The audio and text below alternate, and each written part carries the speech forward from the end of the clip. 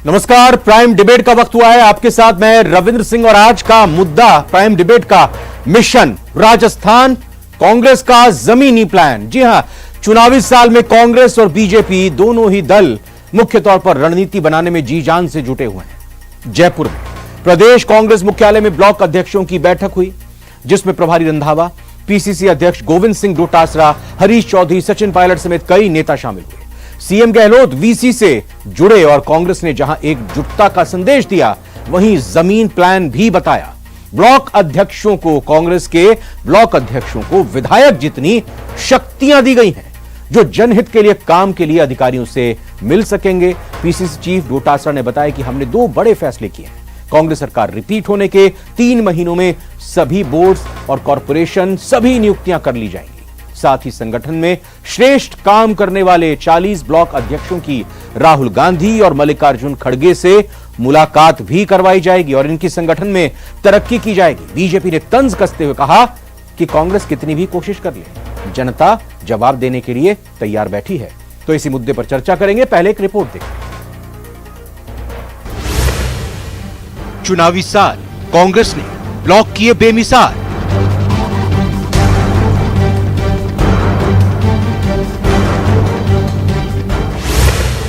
कांग्रेस के ब्लॉक अध्यक्ष हुए पावरफुल, विधायक जितनी दी शक्तियां। ये एटीएम है। ये ब्लॉक अध्यक्ष अपना कार्ड लेकर के संगठन के काम के लिए जाएगा या सरकार में किसी के पास में जाएगा, उसको हमारी सरकार में पूरी एमएलए के बराबर तवज्जो होगी और उसका होने वाला जायज काम होगा। जनहित के मुद्दों पर कांग्रेस के ब्लॉक अध्यक्ष अधिकारी से कर सकेंगे मुलाकात। ब्लॉक अध्यक्ष से हम डरते हैं। अगर ब्लॉक अध्यक्ष मजबूत है तो उसको सरकार के पीछे घूमने की जरूरत नहीं, सरकार उसके पीछे घूमती। जिला अध्यक्षों को बनाया जाएगा बीसूका का उपाध्यक्ष। जो सबसे ज्यादा अच्छा संगठन का काम करेगा, उनको हम 400 में से 40 ब्लॉक अध्यक्षों को सर्वश्रेष्ठ ब्लॉक अध्यक्ष का खिताब देंगे और उनको राहुल जी और खड़गे साहब के साथ में हम सब नेता उनकी मीटिंग कराएंगे। कांग्रेस की सरकार बनने में 3 माह में बोर्ड निगमों में होगी नियुक्तियां। इस सरकार आते ही 3 महीने के अंदर अंदर सारे बोर्ड, कॉरपोरेशन और सरकारी जो भी सदस्य बनाए जाते हैं वो बना दिए जाएंगे। ये आला कमान ने हमें निर्देश दिए थे और आज मुख्यमंत्री जी ने ये बात कही है। बीजेपी का तंज, कांग्रेस कितना प्रयास कर ले, जनता जवाब देने के लिए तैयार। और अब इन जिलाध्यक्षों को भी चंद महीनों के लिए आप खुली छूट देकर आप कितना ही प्रयास कर ले, आने वाले समय में जनता आपको जवाब देने के लिए तैयार है। मिशन राजस्थान, कांग्रेस का जमीनी प्लान। तो कितना ये मजबूत प्लान है। ब्लॉक अध्यक्षों की जिम्मेदारी जिस तरह से तय की गई है, उनको ताकतवर किया गया है। कितना असर इसका कांग्रेस पर पड़ता है, कितना फायदा कांग्रेस को मिलता है और जनता के हितों की जो बात की जा रही है, जनता को इससे कितना लाभ होगा।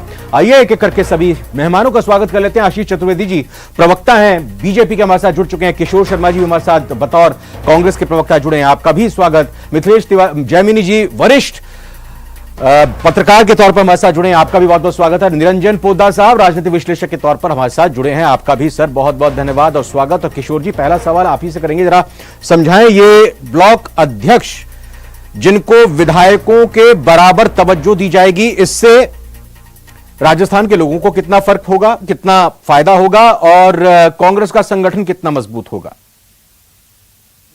सरकार ने जितने भी राहत दी है लोगों को, जो राज्य की जनता को, और जब जनहित के काम करे, उसमें हमारी एक कड़ी है ब्लॉक अध्यक्ष, जो निचले तबके तक, निचली कड़ी तक पहुंचता है और उनके लोग वहां तक जनता को उनके अधिकार, उनकी समस्याओं के समाधान के लिए पूरी कोशिश करता है। और इसलिए मजबूत कड़ी है क्योंकि वो जो ब्लॉक अध्यक्ष पे बैठा आदमी है, वो ब्लॉक पे जो बैठा है कार्यकर्ता, हमारा अध्यक्ष जो बैठा है, उसको निचले स्तर के जो लोग हैं उनकी समस्याओं की समझ है और उनका समाधान करने में उसको बड़ी मदद मिलेगी। क्योंकि सरकार हमारी तो हमारा उत्तरदायित्व ज़्यादा, जिम्मेदारी बढ़ जाती है। तो इसलिए हमने ये जो इस समय जो फैसला लिया, और ये बहुत पहले से सारी चीज़ें चल रही हैं, कार्यकर्ताओं को अधिकार देना, कार्यकर्ताओं को उनका हक देना, ये हमारी पार्टी की परिपाटी रही है।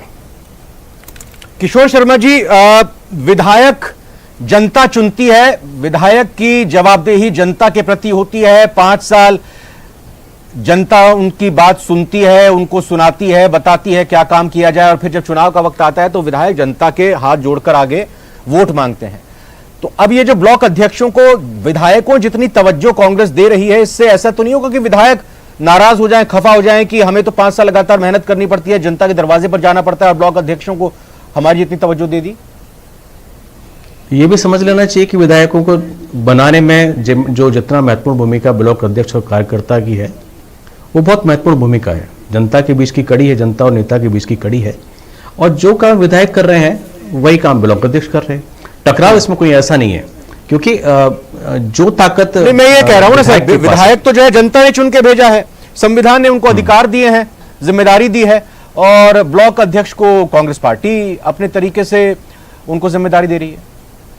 मैं तो यही तो आपको बता रहा हूं ना कि जनता से विधायकों को वोट दिलवाना, उनकी समस्या वहां तक पहुंचाना, वो काम किसने किया?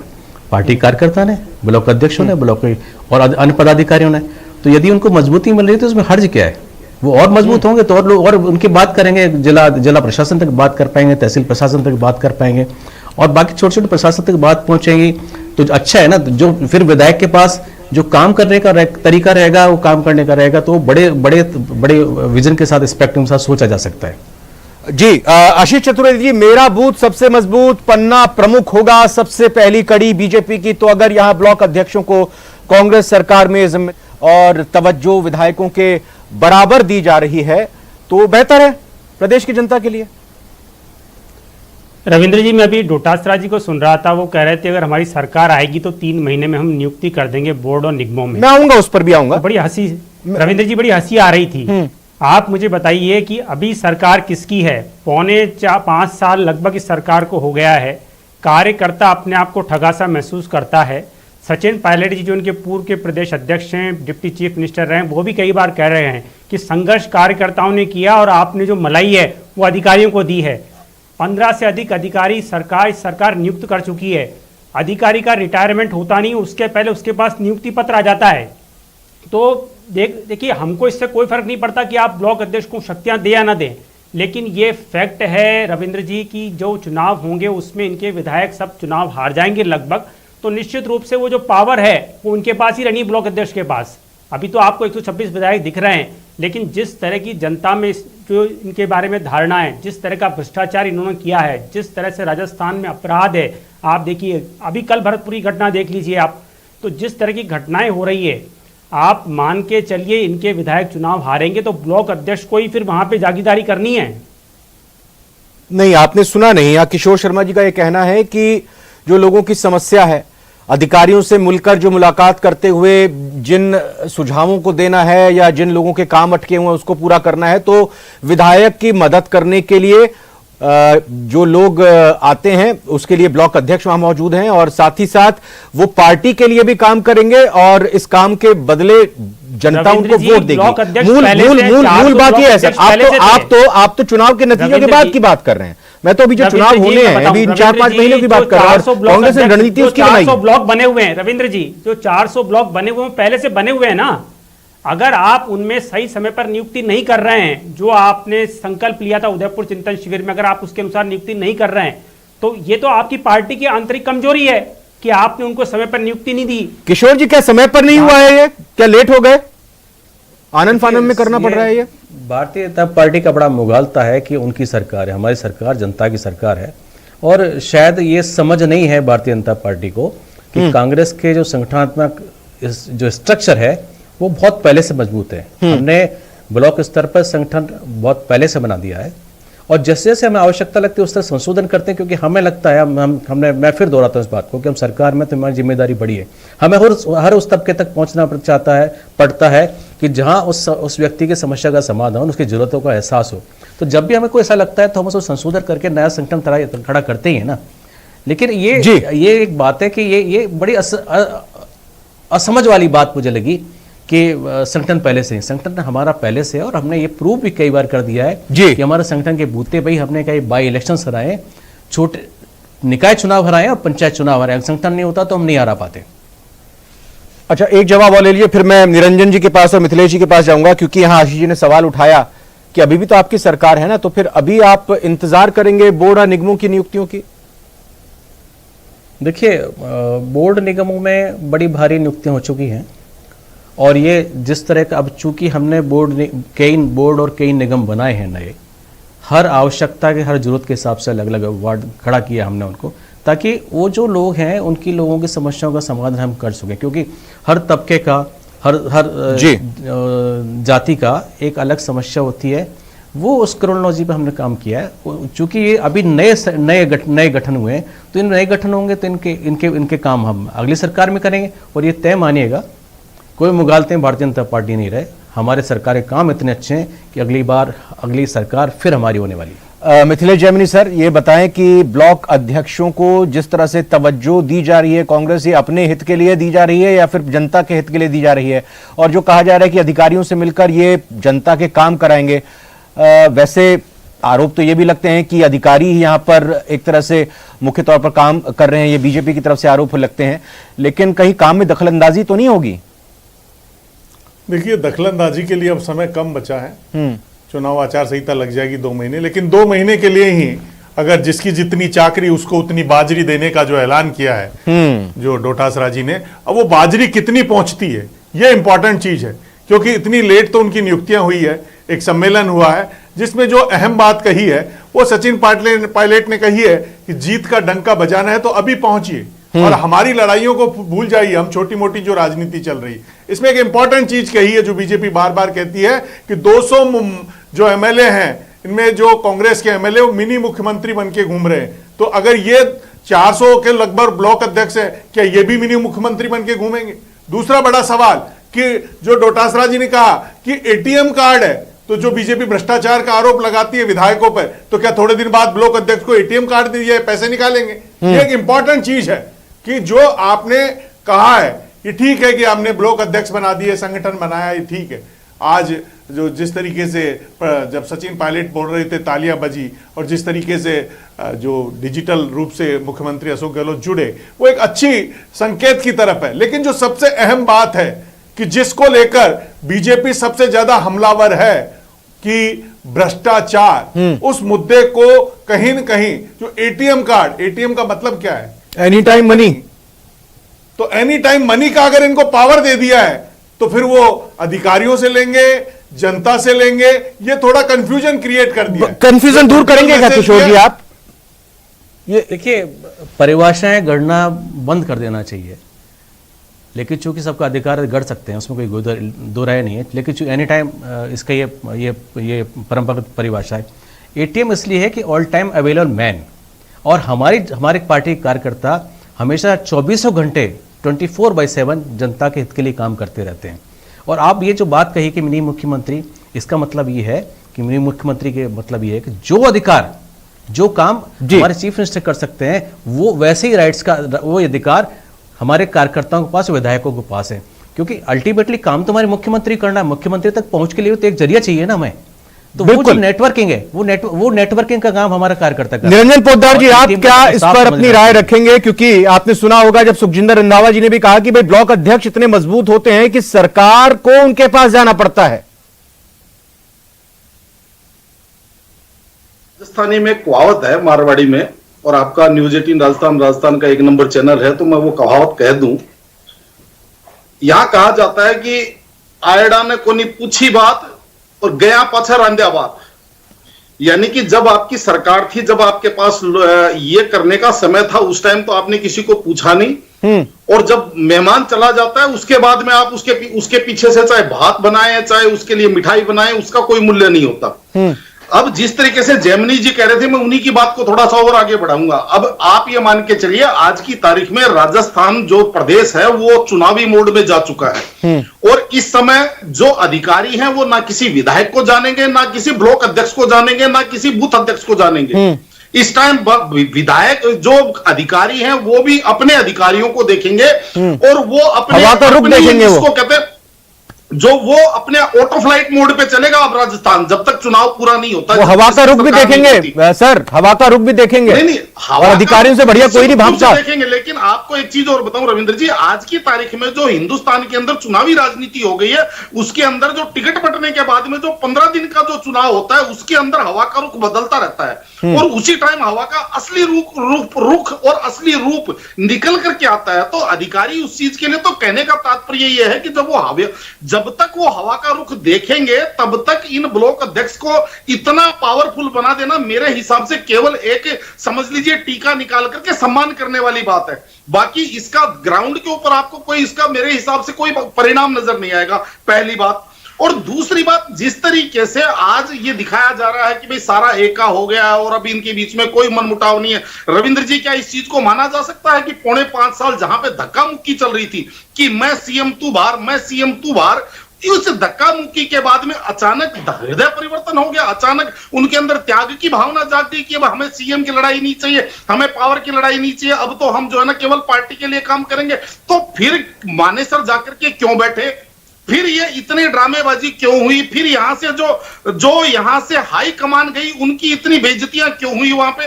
तो सारे सवाल तो जनता के सामने है। मिथिलेश जी, लेकिन आज देखिए ना, आप जैसा आपने जिक्र भी किया कि आज सचिन पायलट भी दिखे और कल जो कहें कि राहुल गांधी के समर्थन में किया गया था कांग्रेस की तरफ से प्रदर्शन, या कहें कि बिल्कुल शांत तरीके से जो आंदोलन किया गया था, उसमें भी यहां पर सचिन पायलट सक्रिय दिखे, मंच पर आराम से आसीन दिखे। वहां डोटासरा जी, सुखजिंदर जी की तारीफ करते नजर आए, अपनी तरफ से उन्होंने उद्बोधन भी किया ब्लॉक अध्यक्षों को। देखिए रविंद्र जी, जो सियासत है उसमें कहा जा रहा है बदले बदले हुए अंदाज हैं जनाब के, कुछ तो दिल में कुछ अलग है। अब उनके दिल में क्या है वो बात अलग है, जिसे उनको कोरोना, गद्दार, तमाम जो नगमे हैं उनसे नवाजा गया, और उसके बाद भी वो जिस अंदाज में अब पार्टी को ऊपर उठाने की बात कर रहे हैं, वो कह रहे हैं कि 3 राज्यों में तो हम जीतेंगे, मध्य प्रदेश में जीतेंगे, छत्तीसगढ़ में जीतेंगे, तेलंगाना में जीतेंगे। अच्छा। राजस्थान को लेकर थोड़ी बहुत हमारी लड़ाई है, राजस्थान में बीजेपी सपना पाल रही है, उस सपने को दूर करने के लिए हम काम करेंगे। लेकिन काम करने के लिए जो उनकी 3 मांगे जो कल उन्होंने दोहराई, वो सबसे पहले पूरी होती है या नहीं होती है? क्या वसुंधरा राजे जी के खिलाफ कोई कमेटी बनती है नहीं बनती है? क्या आरपीएससी के पुनर्गठन के लिए ठीक, वो तो थोड़ा एक अलग हम चले जाएंगे। मैं एकजुटता की बात कर रहा था, कांग्रेस की एकजुटता की जो दिखाई दे रही है, जो आपने बदले बदले से सरकार में मेरे नजर आते हैं, जो आपने कही बात, वो ये जाहिर तो कर ही रही है ना कि सभी एक साथ एक मंच पर, एक जाजम पर दिखाई दे रहे हैं। उसी का कारण है कि वसुंधरा राजे जी को नड्डा साहब ने बुलाया है, तो थोड़ा बहुत असर बीजेपी पे भी हो रहा है कि अगर दोनों मिल जाते हैं, सचिन पायलट जो अब तक और अशोक गहलोत के बीच में जो अब कुछ तक चल रहा था, उसके बलबूते बीजेपी एक सपना पाल के एक ड्रीम प्रोजेक्ट लेके बैठी थी। उस ड्रीम प्रोजेक्ट को कहीं कहीं थोड़ा बहुत क्रैक किया है, लेकिन वो वोटों में कितना कन्वर्ट होता है, लेकिन हाँ ठीक बात है। आशीष जी, आपसे मैं समझूंगा, ये महंगाई राहत शिविर सरकार की तरफ से लगाए गए, उसकी जबरदस्त सफलता इस रूप में कांग्रेस बता रही है, सरकार बता रही है कि बड़ी संख्या में लोगों ने रजिस्ट्रेशन कराया, सरकार उनको लाभ और फायदा दे रही है। अब जब अपने कार्यकर्ताओं को, अपने ब्लॉक अध्यक्षों को ये जिम्मेदारी सौंप रही है, जनता के काम कराने की बात यहां पर कही जा रही है, तब आप ये कह रहे हैं कि देर से आए हैं, ये 4.5 साल तक कहां थे?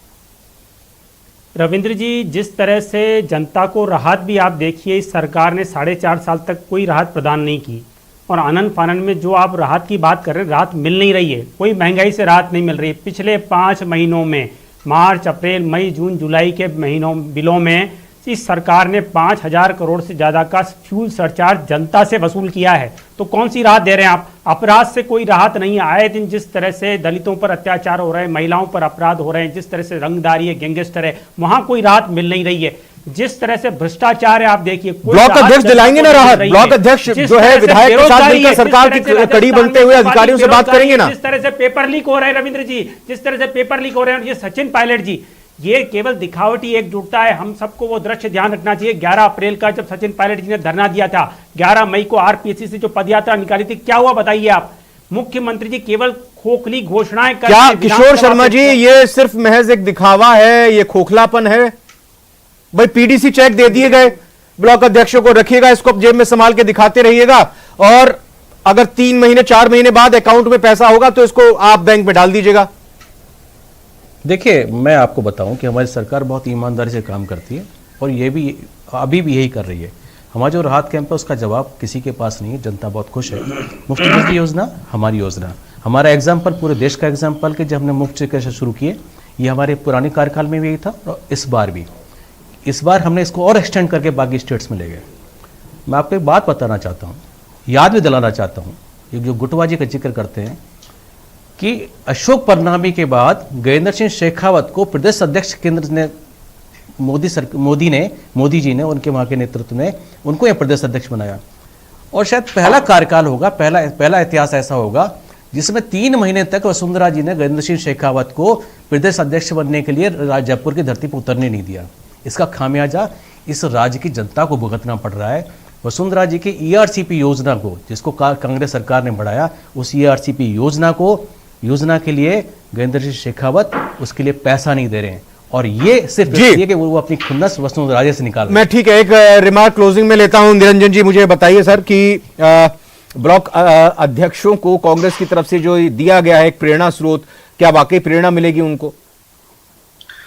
देखिए रविंद्र जी, प्रेरणा क्या, ये एक माहौल बनाने तक तो ठीक है, बाकी मुझे ऐसा लगता नहीं है कि अब कांग्रेस के पास इतना समय बचा है कि ये ब्लॉक अध्यक्ष कुछ चमत्कार करके दिखाएंगे। क्योंकि देखिए, अगर मैं विश्लेषण करता हूं पिछले 20 वर्षों का, तो राजस्थान के अंदर 5 साल इसकी सरकार, 5 साल बीजेपी की सरकार, 5 साल कांग्रेस की सरकार। लेकिन इसके अंदर भी आप देखेंगे तो जब बीजेपी की सरकार बनती है तो एक बहुत बड़े मैंडेट के साथ बनती है, लेकिन कांग्रेस की सरकार जब बनी है तब तक आप ये समझ लीजिए बिल्कुल एज पे आई है। इस बार भी आप देखेंगे तो प्रत्यक्ष रूप से बिल्कुल सही बात है, सही बात है। और ये एक बस लास्ट में मिथिलेश जी, जो बेहतर काम करेंगे ब्लॉक अध्यक्ष 400 में से उनको इनाम मिलेगा। मल्लिकार्जुन खड़गे जी से, राहुल गांधी जी से मुलाकात होगी, बीसू का भी उनको अध्यक्ष बनाया जाएगा।